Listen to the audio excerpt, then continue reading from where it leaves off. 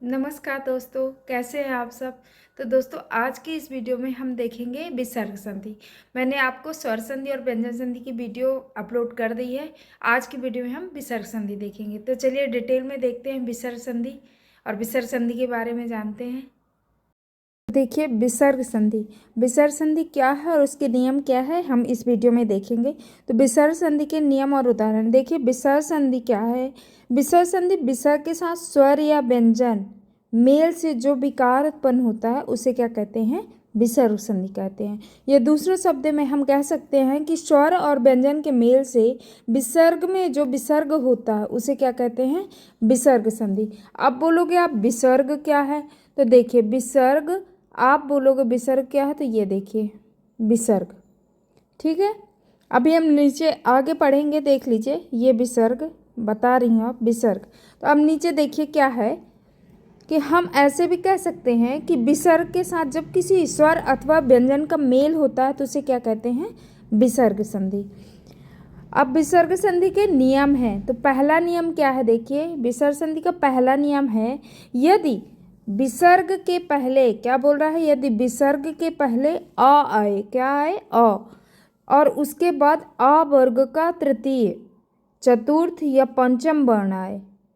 क्या बोल रहा है कि यदि विसर्ग के पहले आ आए और उसके बाद आ वर्ग का तृतीय या चतुर्थ या पंचम वर्ण आए, या र ल व ह रहे तो विसर्ग का उच्चारण ऊ हो जाता है। और यह ऊ पूर्ववर्ती आ से मिलकर क्या हो जाता है, गुण संधि द्वारा ओ हो जाता है। क्या हो जाता है, ओ हो जाता है। ठीक है, कैसे, नीचे एग्जाम्पल में हम देखेंगे तब हमसे अच्छे से समझ में आएगा। तो देखिए कैसे, जैसे क्या हो गया, मन, मनः प्लस रथ, मनः प्लस रथ विसर्ग है, तो क्या हो गया, मनोरथ। क्या बोल दिया है, ऊपर रूल देखिए कि विसर्ग के पहले अ आए और उसके, विसर्ग के पहले आ आए और उसके आ वर्ग का तृतीय या चतुर्थ या पंचम वर्ण आए, या कि फिर य र ल ह व रहे तो विसर्ग का ऊ हो जाता है। ठीक है, और यह ऊ पूर्ववर्ती आ से मिलकर क्या हो जाता है, ओ हो जाता है। मतलब ये देखिए, मनोरथ, शरह प्लस ज सरोज, मनः प्लस भाव मनोभाव, पयः प्लस द पयोद, मनः प्लस विकार मनोविकार, पयः प्लस धर पयोधर, मनः प्लस हर मनोहर, वयः प्लस वृद्ध वयोवृद्ध, यशः प्लस धर यशोधरा, शरः प्लस वर सरोवर। तो समझ में आ गया, विसर्ग संधि का ये पहला नियम था। विसर्ग संधि का हम दूसरा नियम देखते हैं। दूसरा नियम क्या कहता है कि यदि विसर्ग के पहले, विसर्ग के पहले क्या हो, ई हो या ऊ आए, तो विसर्ग के बाद का वर्ण क्या हो जाता है, क ख प। विसर्ग का वर्ण क ख प हो तो विसर्ग शा में बदल जाता है।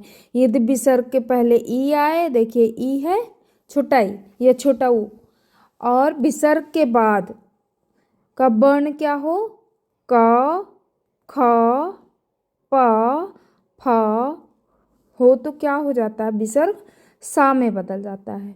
ठीक है, ई या ऊ हो और उसके बाद जो है, विसर्ग के बाद जो है ये आए व्यंजन क ख प, तो क्या हो जाता है, वो शा में बदल जाता है। देखिए रूल्स हैं, रूल्स आपको लर्न करने पड़ेंगे, अच्छे से दिमाग में बैठाना पड़ेगा रूल्स, तभी आप समझ पाओगे। तो क्या हो गया, निष्कपट निष्कपट, निफल निष्फल, निष्पाप निष्पाप, दुख दुहकर दुष्कर। समझ में आ गया, ये नियम था दूसरा।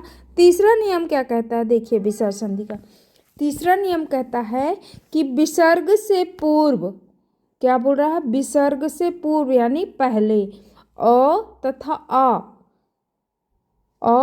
और आ तथा बाद में क ख या प फा हो तो कोई परिवर्तन नहीं होता। नीचे देखिए क्या बोल दिया कि विसर्ग से पहले आ या आ तथा बाद में क प क या पा फा हो तो कोई परिवर्तन नहीं होता है। कैसे? जैसे देखिए प्रातः काल, तो कोई परिवर्तन नहीं हुआ, प्रातः काल। ये रूल्स हैं, रूल्स आपको करना पड़ेगा। जब तक रूल्स नहीं करोगे तब तक समझ में नहीं आएगा। तो देखिए रूल्स, प्रातः काल, पायः पान, अंतःकरण अंतःकरण, अंतःपुरा अंतःपुरा, सेम है, एज इट इज़ वही वर्ड ले लिए हैं। क्यों? क्योंकि इसका रूल्स क्या है कि आ तथा बाद में क खा पा या फा हो तो कोई भी परिवर्तन नहीं होता। ये विसर्ग संधि का तीसरा नियम है। चौथा नियम देखते हैं, समझ में आ गया है तीसरा नियम। चौथा नियम क्या है देखिए, चौथा नियम क्या कह रहा है कि यदि ई छोटी ई और ऊ के बाद विसर्ग हो, यदि छोटी ई और ऊ के बाद विसर्ग हो, के बाद बोल रहा है, पहले नहीं, देखिए बाद विसर्ग हो और इसके बाद क्या हो, रा है, रा से रस्सी, तो ई और ऊ का बड़ी ई और बड़ी ऊ में परिवर्तन हो जाता है। देखिए कैसे, ये उदाहरण देखिए, और विसर्ग लुप्त हो जाता है। विसर्ग विसर्ग तो ये है हमें पता है, और लुप्त हो जाता है, इसमें क्या हो जाता है, विसर्ग लुप्त हो जाता है, विसर्ग नहीं रहेगा। जैसे देखिए नियम देखिए, ई ऊ के बाद बोल रहा है, विसर्ग हो, ई और ऊ के बाद विसर्ग है और इसके बाद रा आ गया, तो ई और ऊ क्या हो जाते हैं, बड़ी ई और बड़ा ऊ में हो जाते हैं और विसर्ग लुप्त हो जाता है। जैसे नी प्लस रव है तो नीरव, नी प्लस रस नीरस, निह प्लस रोग निरोग, दू प्लस राज दूराज। ठीक है, और ये बड़ी की मात्रा में हो गया ना, बड़ा ऊ, ये देखिए छोटा ऊ था, बड़ा ऊ हो गया, छोटी नी थी, बड़ी नी हो गई, छोटी नी थी, बड़ी नी हो गई, छोटी नी थी, बड़ी नी हो गई थी, और उपसर्ग क्या हो गए, हट गए। तो ये भी समझ में आ गया। ये सारे रूल्स हैं, जब तक रूल्स नहीं समझ में आएगा तब तक आप नहीं कर पाओगे। तो रूल्स को समझो तो सब कुछ ईजी है। अब विसर्ग संधि का पांचवा नियम देखिए पांचवा क्या कह रहा है, फिफ्थ नियम, कि यदि विसर्ग के पहले, क्या बोल रहा है, विसर्ग के पहले आ और आ को छोड़कर दूसरा कोई भी स्वर आए, सिर्फ आ और आ को छोड़कर दूसरा कोई भी स्वर आए और विसर्ग के बाद कोई स्वर हो या किसी वर्ग का तृतीय चतुर्थ या पंचम वर्ण हो या रा ला वा हा हो, तो विसर्ग के स्थान में क्या हो जाता है, रा हो जाता है। कैसे? जैसे ये देखिए, नी प्लस उपाय, स्वर है ना सब में, तो निरूपाय। ठीक है, नी प्लस झर निर्झर, यहाँ पे व्यंजन है लेकिन क्या बोल रहा है कि स्वर हो या किसी वर्ग का तृतीय चतुर्थ या पंचम वर्ण हो, किसी वर्ग का क्या हो, तृतीय चतुर्थ या पंचम वर्ण हो, तो या फिर ये हो। तीन ऑप्शन बता रहा है। पहला ऑप्शन बोल दिया कि आ और आ को छोड़कर दूसरा कोई स्वर आए तो विसर्ग के बाद कोई स्वर हो, दूसरा है विसर्ग के बाद कोई स्वर हो, और तीसरा ये बोल रहा है, तीसरा ये हो गया। चौथा ये चार रूल्स बता रहे हैं, ये 1 2 3 एंड 4, ये चार रूल्स बताए। तो इन रूल्स में अगर हो, ये रूल्स फॉलो हों तो विसर्ग के स्थान में क्या हो जाता है, रा हो जाता है। क्या हो जाता है, रा। नी प्लस उपाय निरूपाय, नी प्लस झर निर्झर, नी प्लस जल निर्जल, नी प्लस धन निर्धन, दू प्लस गंध दुर्गंध। ये समझ में आ गया। नीचे चलते हैं, विसर्ग संधि का छठवां नियम देखते हैं।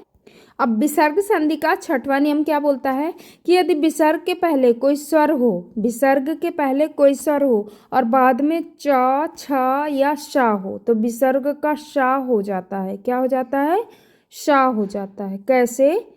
देखिए उदाहरण देखिए, नी प्लस च निश्चय निश्चल निश्चल निश्चल, नी प्लस तार निस्तार, नी प्लस शार निस्सार, नी प्लस शेष निशेष। क्या हो जाता है, शा हो जाता है। ठीक है, यदि विसर्ग के पहले कोई स्वर हो और बाद में क्या है, च छ या शा। समझ में आ गया 6th रूल। ये है 6th रूल। नीचे चलते हैं, सातवां नियम देखते हैं। क्या है सातवां नियम? तो सातवां नियम क्या कहता है, देखिए सातवां नियम कहता है, विसर्ग संधि के देखिए 9 नियम है, तो ये सातवां नियम मैं आपको बता रही। सातवां नियम बोल रहा है यदि विसर्ग के आगे पीछे, विसर्ग के आगे और पीछे, अब विसर्ग में बताती जा रही हर बार आपको, तो विसर्ग ये है, विसर्ग के आगे और पीछे क्या हो, आ हो, तो पहला आ और विसर्ग मिलकर ओ हो जाते हैं। सबसे ऊपर भी हमने यही देखा था, ओ कैसे होते हैं, देखिए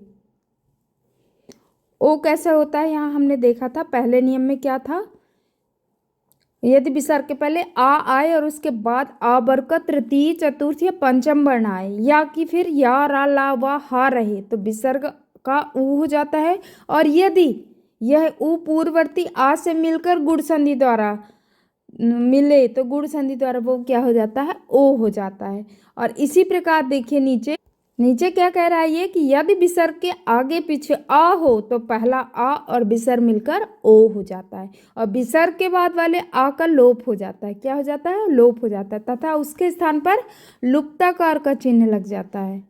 ये है लुप्ताकार का चिन्ह, देखिए लुप्ताकार का चिन्ह लगा दिया जाता है उसके स्थान पर जब लोप हो जाता है।